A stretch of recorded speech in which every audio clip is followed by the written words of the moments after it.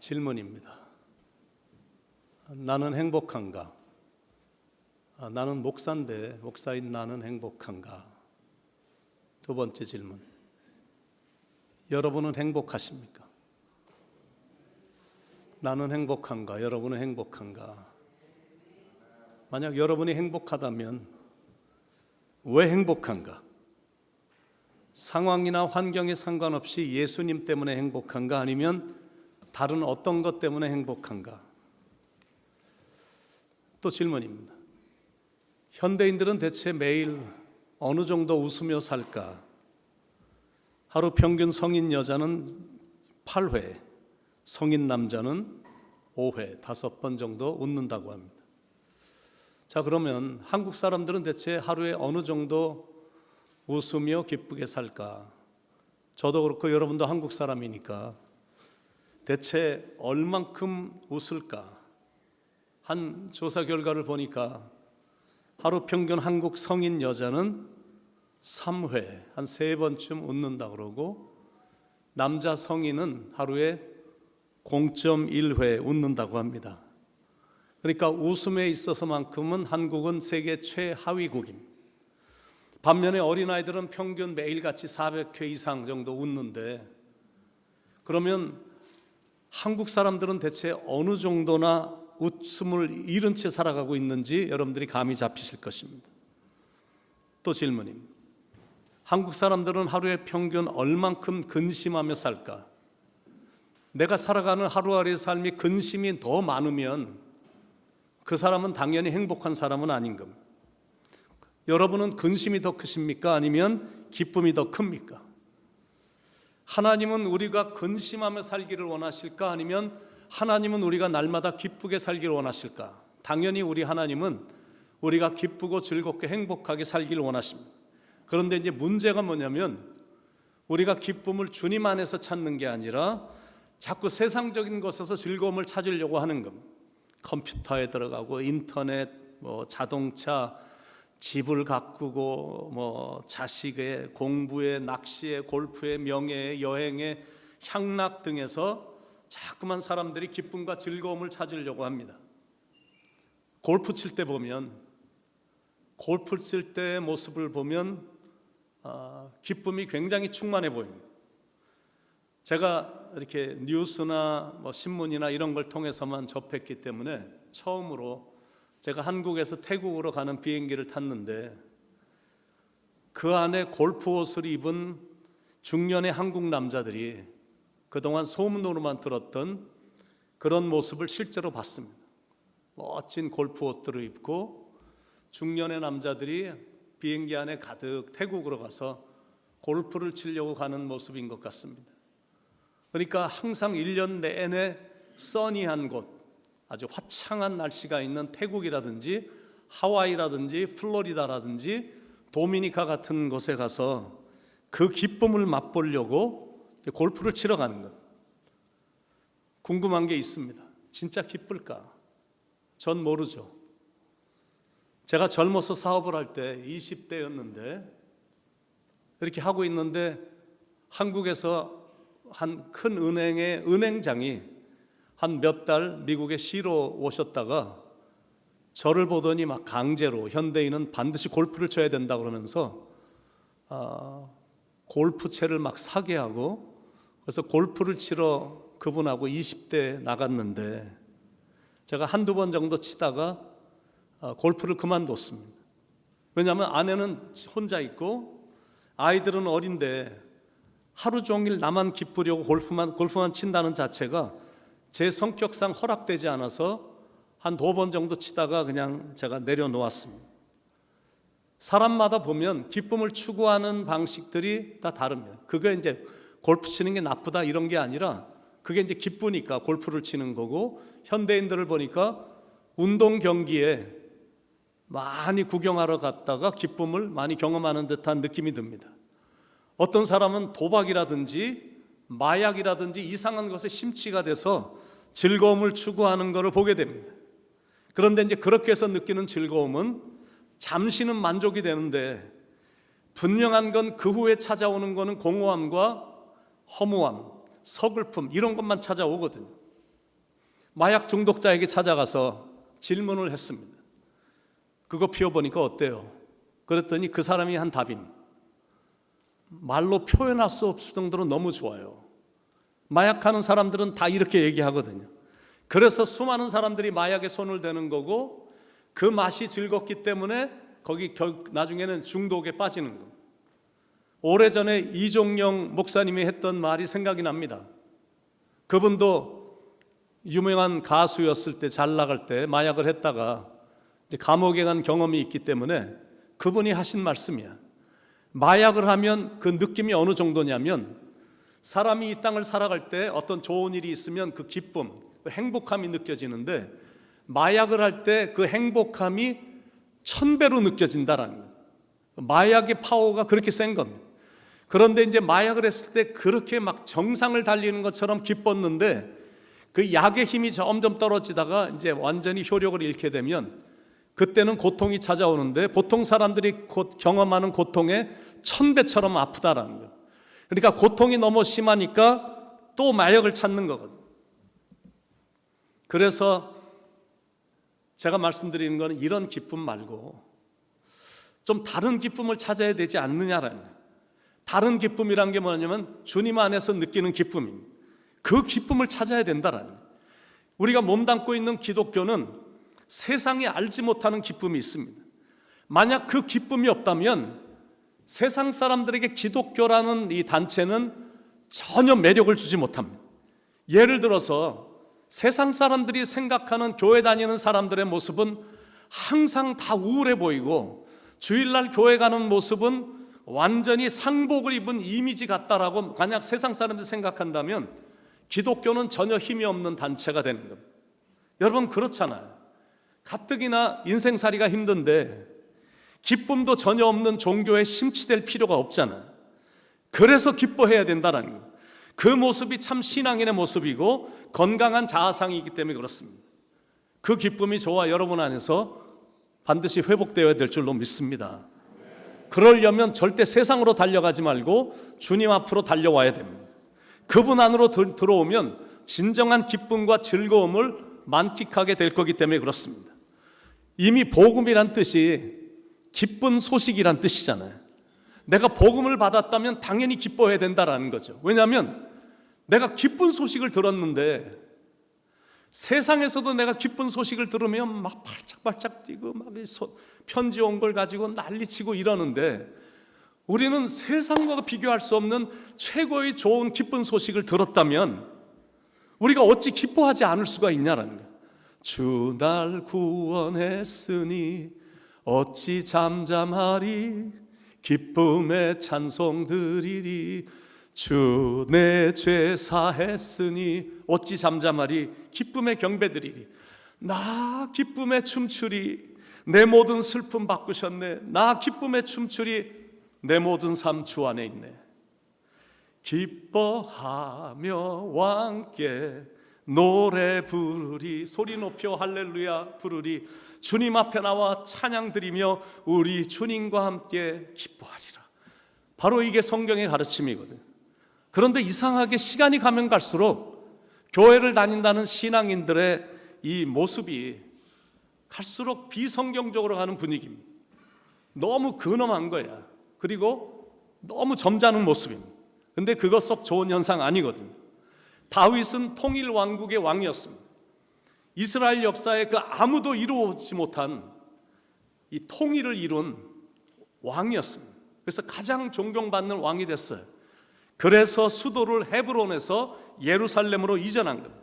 근데 이렇게 다윗의 세력이 점점 강성해지자 초조해진 블레셋이 이스라엘을 침공을 했는데, 다윗이 앞장서서 싸워서 블레셋을 완전히 전멸을 한 겁니다. 그래서 이스라엘 땅에서 남은 블레셋 사람들이 다 쫓겨나게 된 겁니다. 블레셋이 완전히 축출이 되자 이스라엘은 정치적으로나 군사적으로 안정된 기반이 마련되기 시작한 겁니다. 그때 다윗이 맨 처음 한 일이 있는데, 하나님의 임재를 상징하는 법궤를 이제 예루살렘 성으로 모시고 오는 일을 했는데, 그 일을 얼마나 대단하게 했는지 마치 대규모 군사작전을 방불하게 할 정도로 성대하게 하나님의 그 법궤를 모시고 오는 일을 거대하게 한 거예요. 12지파에서 대표들을 3만 명을 뽑아갖고 하나님의 법궤를 모시고 오는 그 일에 3만 명을 동원시켰다. 한번 여러분 그림이 그려지십니까? 법궤 하나를 모시고 오는데 3만 명이 동원이 됐다. 그거는 그만큼 다윗이 하나님을 극진히 사랑했다라는 표현입니다. 그러다가 법궤가 저기서부터 서서히 들어오는 모습을 보자 다윗은 너무 기뻐서 왕복을 벗어던지고 덩실덩실 춤을 추면서 어린아이처럼 기뻐했습니다.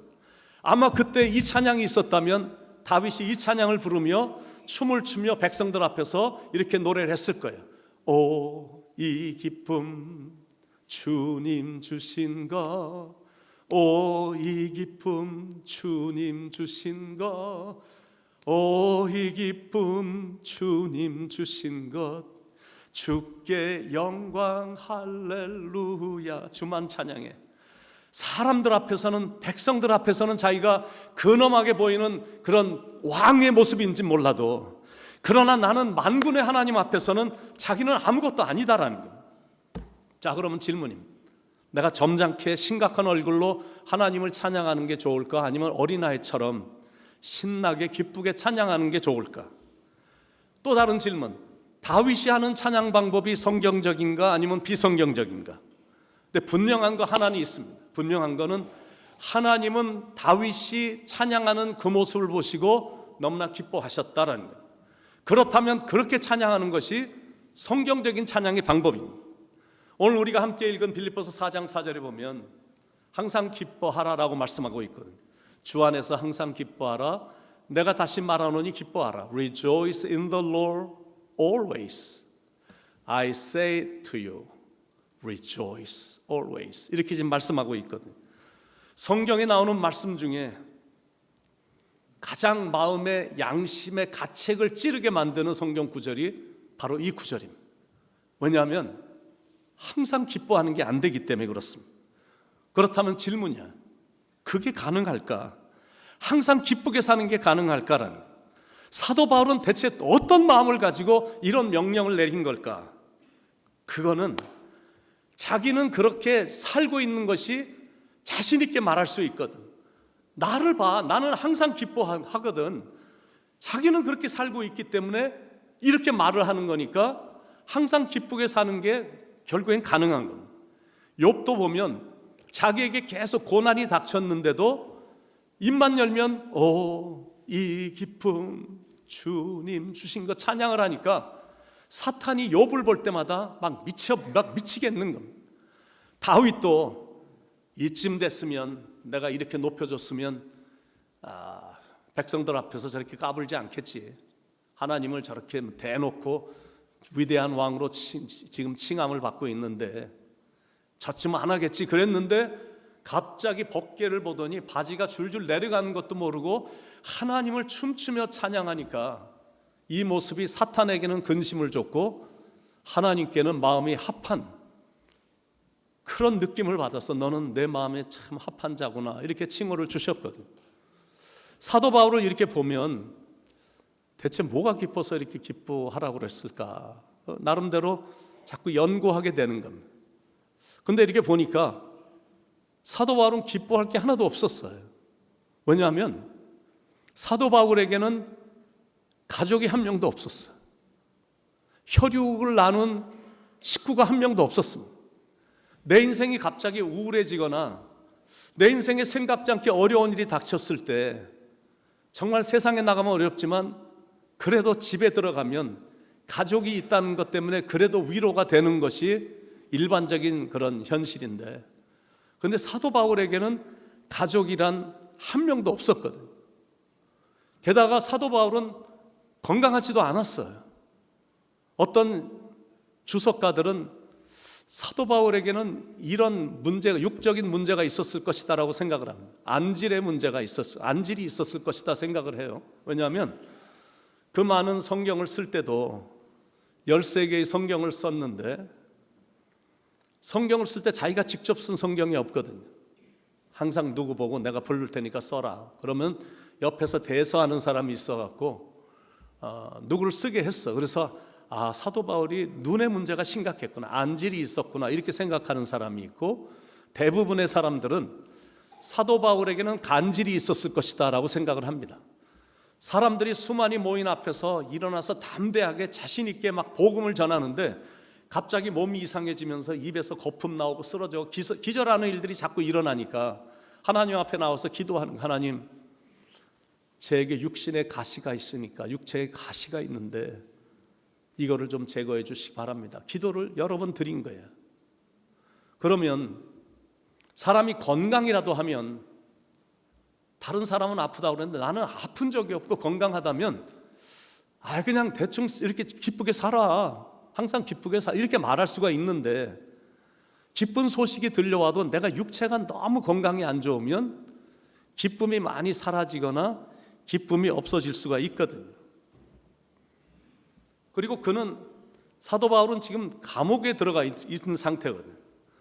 내가 좋은 집에 이렇게 누워 있다면, 몇만 불짜리 침대에 누워서 앞에 쫙 유리창 펼쳐진 곳에 바다가, 파도가 넘실거리는 그런 광경을 바라보고 있다면 편하니까, 마음도 편하고 느낌이 좋으니까 여러분들 기뻐하십시오 이렇게 말할 수 있는데, 지금 자기가 거하고 있는 곳은 감옥이에요.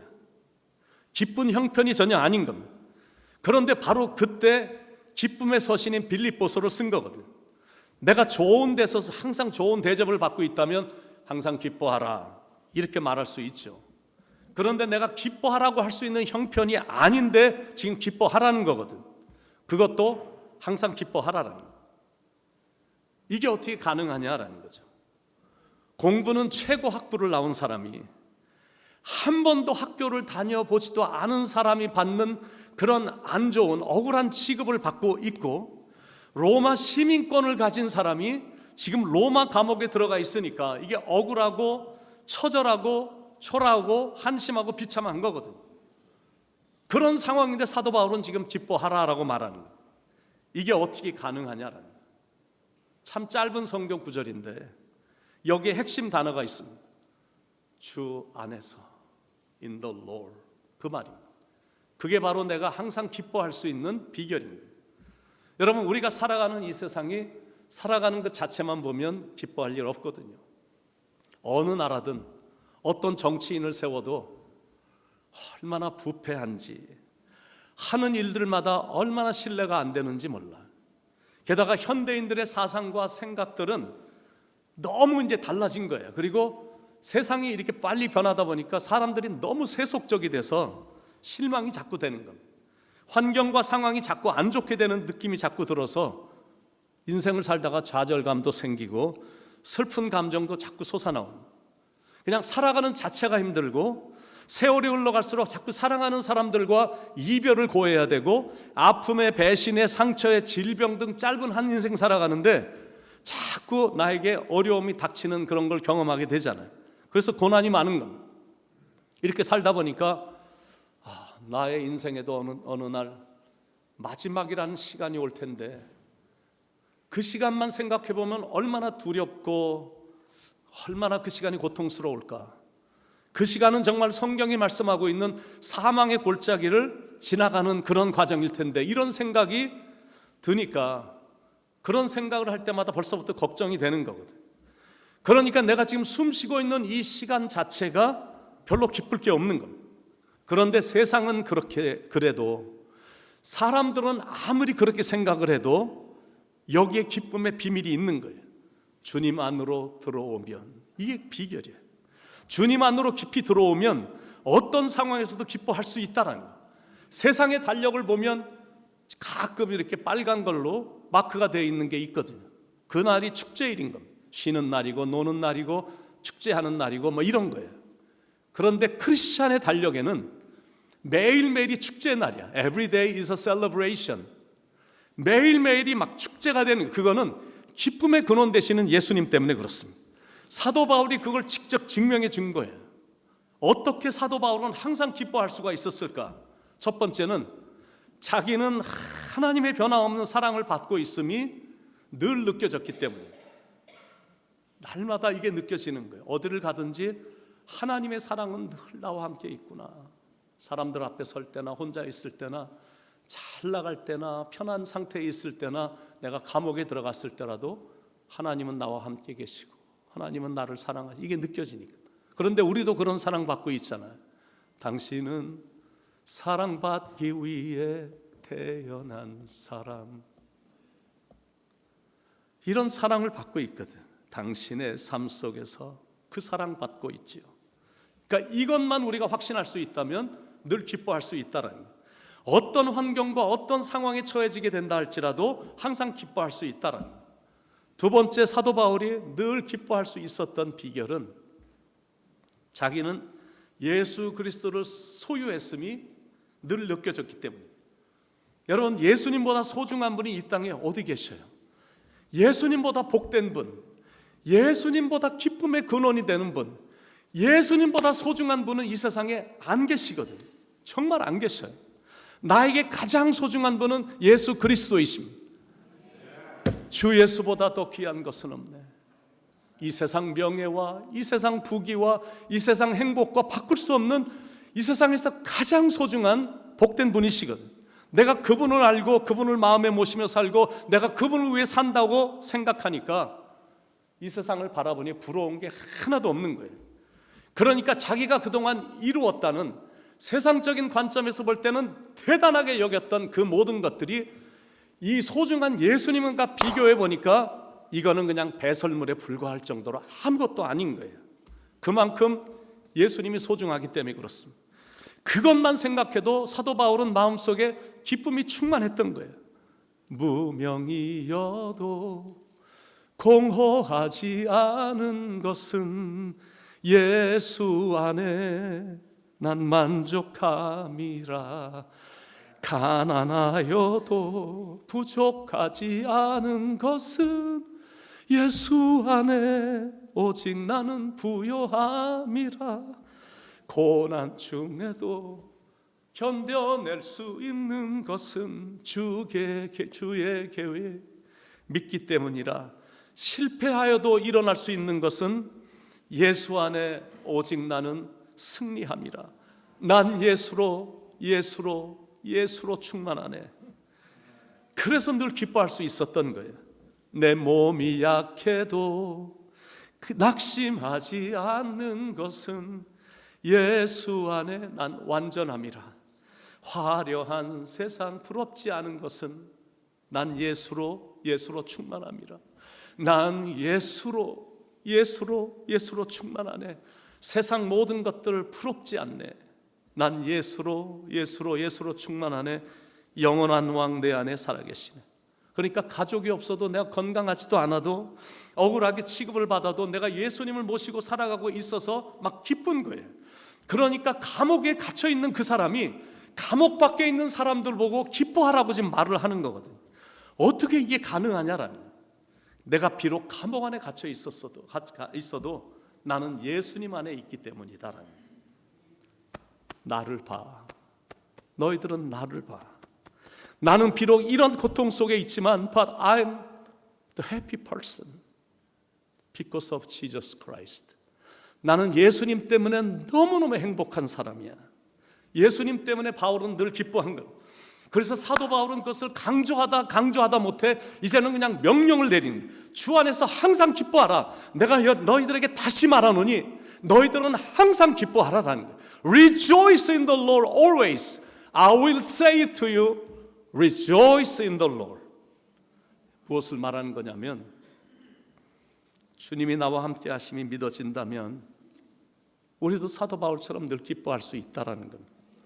세상적인 소유는 별로 없어도, 세상적으로는 그리 즐거워할 일이 없다 할지라도 예수님 한 분 때문에도 우리는 충분히 만족할 수 있고 기쁨이 넘칠 수 있다라는 거예요. 주 예수 내 맘에 들어와 계신 후 변하여 새 사람 되고, 주 예수 내 맘에 들어와 계신 후 망령된 행실을 끊고 주 예수 내 맘에 오심, 주 예수 내 맘에 오심. 물밀듯 내 맘에 기쁨이 넘치면 주 예수 내 맘에 오심. 제가 지난번에 한국에 갔다 와서 한번 말씀 잠깐 드린 것 같은데, 제가 지난번에 한국에 갔다가 오래전 친구를 만나서 이제 예수님을 영접시켰다라고 말씀드렸죠. 정말 성실한 사람, 난 이렇게 성실한 사람이 학교를 같이 이렇게 다니는데 클래스 갔다가 곧바로 도서실로 갑니다. 그리고 밤 12시에 문 닫는 학교 도서실에 딱 12시 땡 하면 도서실에 맨 마지막으로 나오는, 그것도 몇 번만이 1년 내내 방학 때도 가고, 하여튼 매일 가는 친구, 참 성실한 사람입니다. 일리노이 스테이트 유니버시티에서 박사 공부 다 마치고 한국 들어가서 큰 보험회사의 부사장으로 오래 일했고 대학 교수로 일을 하던 친구였는데, 젊었을 때부터 제가 전도를 했는데도 참 착하고 성실하고 다른 건 다 들어주는데 교회만은 안 오는 거예요. 그래서 교회에서 예배 드리고 나중에 오후에 무슨 행사가 있으면 그럴 때는 와서 같이 행사에 참여는 하는데 예배는 절대 안 오는 친구입니다. 그 이유는 이 친구가 너무 효자기 때문이에요.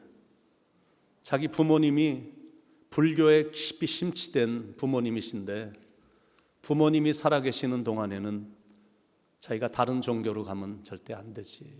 이래서 이제 교회를 오지 않았던 친구였는데, 그러다가 제가 10년 전쯤에 한국에 집회를 나갔다가 제가 그동안 쓰던 성경책을 친구를 주면서 시간 될 때 성경책을 좀 열심히 읽어봐.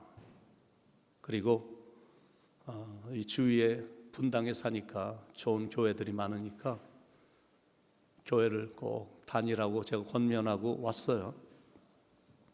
그런데 이번에 가서 만나보니까 그 친구가 그렇게 고백을 하더라고.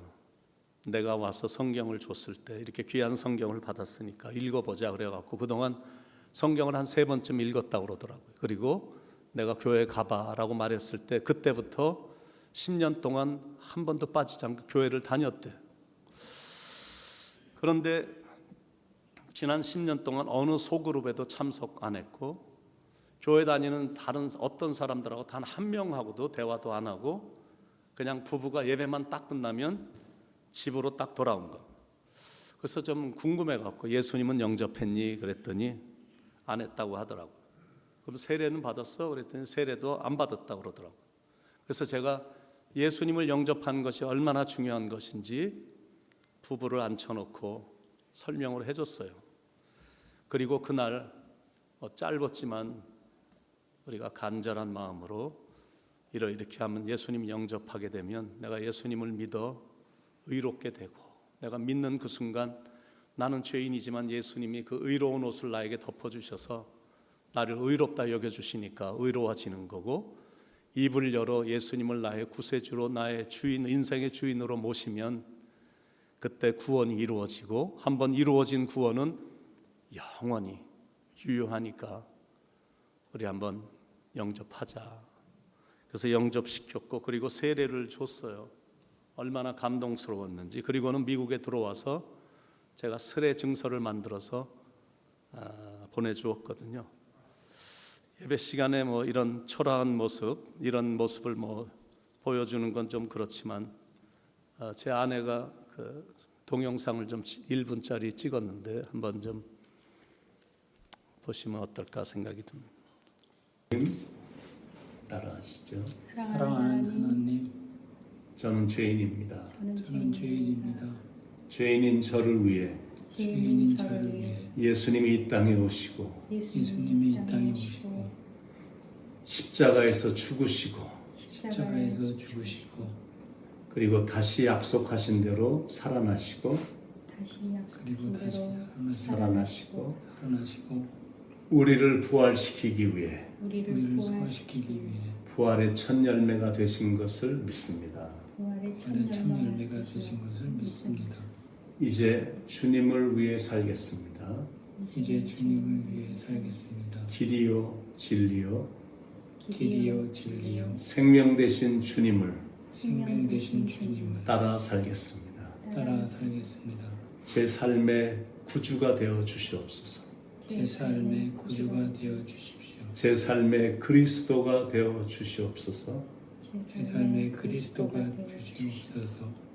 주님을 사랑합니다. 주님을 사랑합니다. 감사합니다. 감사합니다. 예수님의 이름으로 예수님의 이름으로 간절히 기도드립니다. 간절히 기도드립니다. 아멘. 아멘. 그리고는 이제 제가 세례를 줬거든요. 그리고는 이제 한 달 정도의 시간이 지난 후에 제가 그 친구가 세례 증서를 받고는 중환자실에 들어갔다는 말을 들었어요. 그동안 약 한 7년 정도 암으로 고생을 했는데 이번에 만났을 때 많이 좋아졌다고 그래서 다 나은 줄 알았는데 무슨 이유인지 중환자실에 들어갔다라는 거예요. 근데 약 한 달간 중환자실에서 나오질 못한 겁니다. 그러다가 지난주 목요일이었습니다.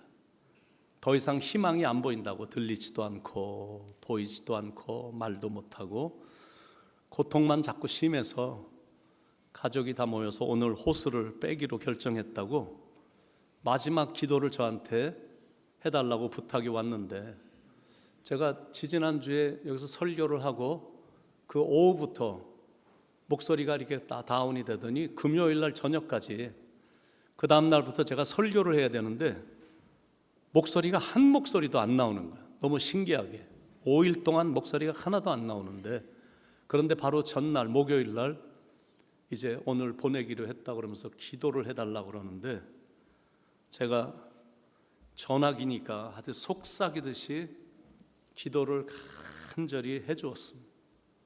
그리고는 친구 이병우 그동안 참 훌륭하고 성실하게 정말 인생을 살았어 고마워. 그리고 예수님을 영접했고 세례까지 받아 천국에 가게 됐으니까 이제 편하게 천국 들어가고 나도 조만간에 갈 테니까 편하게 천국 가. 우리 잠시 후에 조만간에 우리 천국에서 다시 만나자 말을 해줬어요. 그랬더니 기적이 일어난 거예요. 그 친구가 아멘 그러는 거예요. 전화기를 대고 아멘 그러더라고요. 그 말을 듣고는 부인이 막 소리를 치고 난리가 났고 온 가족들이 얼마나 큰 위로를 받았는지 모릅니다. 아멘, 친구 고마워. 그 친구가 저에게 마지막으로 한 말입니다. 그리고 나서 나중에 들은 이야기지만 마지막으로 힘을 내서 가족들에게 나 이제 천국 갈 준비 됐어. I'm ready to go. 말하고는 숨을 거두었다고 합니다. 바로 이것이 예수님이 갖고 계신 파워거든요. 아빠를 잃은 슬픔, 남편을 잃은 슬픔, 친구를 잃은 슬픔 때문에 제가 목요일 날 밤에 잠을 못 잤어요. 밤에 잠이 안 오더라고요. 제 아들하고 그 친구의 아들, 딸하고 어릴 때 친구입니다. 어릴 때부터 같이 이렇게 자라고 친구인데 제 아들이 혼자 한국을 한 달쯤 방문했다가 그 친구들하고도 즐겁게 아빠하고도 즐겁게 시간 보내고 이랬다가 또 그 다음엔 저희들이 가서 2번 정도 만나서 참 즐거운 시간도 갖고 의미 있는 시간도 갖고 우리 앞으로 하나님 잘 섬기자고 약속을 했는데 속절없이 가서 마음은 참 힘들었는데 한편으로는 얼마나 마음에 기쁨이 있는지 영광 중에 천국에 들어갔으니 제 마음에 그런 기쁨이 있었습니다. 예수님이 그 영혼을 받아주셨음이 확신이 되니까 너무 기쁜 거예요. 이게 바로 예수님이 갖고 계신 파워다라는 거예요.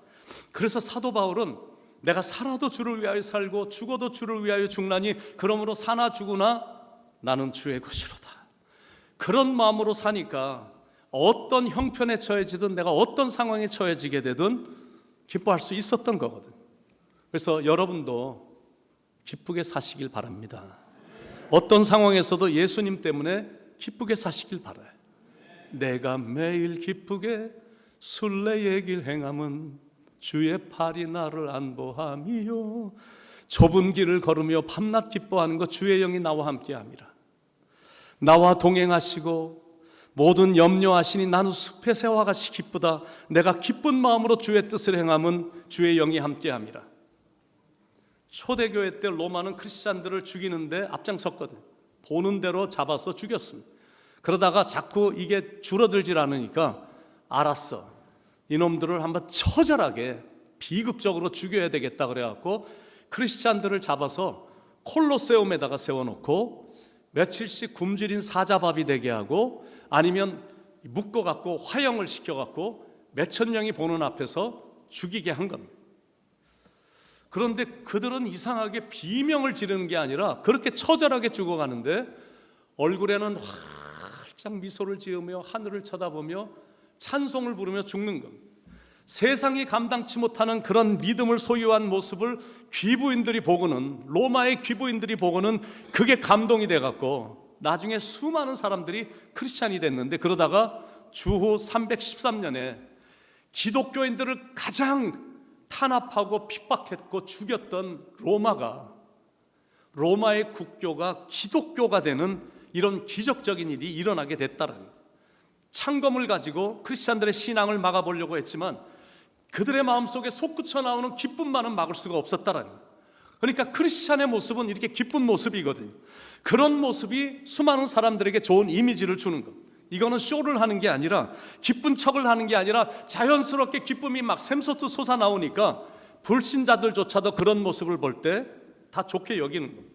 비록 무화과 나무가 무성치 못하며 포도나무에 열매가 없으며 감람나무에 소출이 없으며 밭에 식물이 없으며 우리의 양이 없으며 외양간에 소가 없을지라도 여호와로 인하여 나는 즐거워할지로다. 별로 소유한 게 없는데 기쁘다. 이게 무슨 말인지 아십니까?